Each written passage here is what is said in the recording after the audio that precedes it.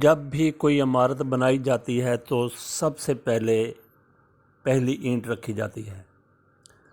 اس کے بعد پھر اینٹ پہ اینٹ سلسلہ چلتا رہتا ہے۔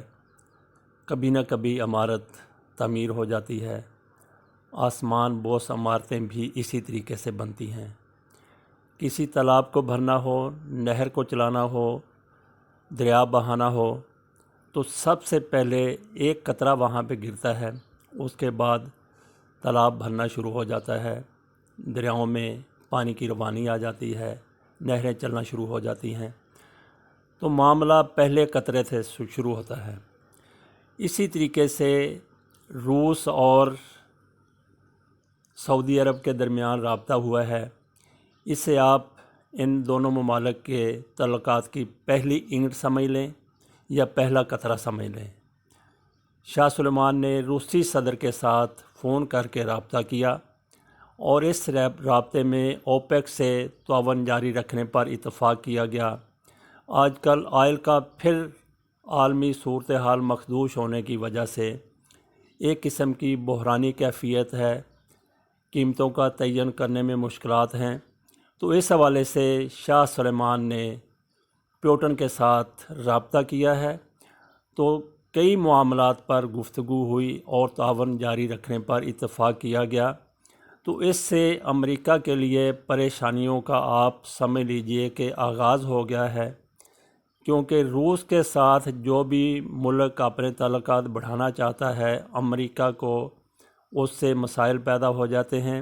یہ تو عام ممالک کی بات ہے، لیکن سعودی عرب کوئی عام ملک نہیں ہے، یہ خاص ملک ہے۔ امریکہ کے حوالے سے تو خاص الخاص ملک ہے۔ تو امریکہ کے لیے برداشت کرنا ممکن نہیں ہوگا کہ سعودی عرب اور روس کے مابین تعلقات بڑھیں، ان میں اضافہ ہو، اور جیسے جیسے سعودی عرب اور روس کے درمیان تعلقات بڑھتے جائیں گے، قربتیں بڑھتی جائیں گی، اسی طریقے سے امریکہ اور سعودی عرب کے مابین تعلقات میں سرد مہری آتی جائے گی۔ حالانکہ ایسی سرد مہری آنی نہیں چاہیے، لیکن امریکہ چونکہ خود کو بڑا تھانے دار سمجھتا ہے، پوری دنیا کو کنٹرول کرنا چاہتا ہے، اور اپنے جو اس کے خاص الخاص ملک ہیں ان کے بارے میں تو اس کی کوئی دوسری رائے ہے ہی نہیں کہ وہ امریکہ کے بجائے چین کی طرف دیکھیں، روس کی طرف دیکھیں، یا کوئی ایسا اتحاد بنا لیں جو سعودی عرب کی وجہ سے مضبوط ہو جائے۔ یہی کچھ کوالالمپور کانفرنس میں بھی ہوا۔ وہاں پہ یہ افواہ پھیلا دی گئی، جس کی عمران خان نے آج تردید کی ہے ملائیشیا کے دورے پر۔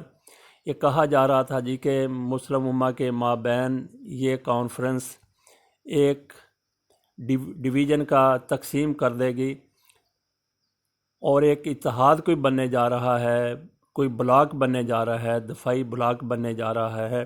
تو امریکہ کو بھی اس سے خدشات ہوئے اور سعودی عرب پر زور دیا۔ سعودی عرب نے عمران خان کو مجبور کیا کہ وہ اس کانفرنس میں شرکت کے لیے نہ جائیں۔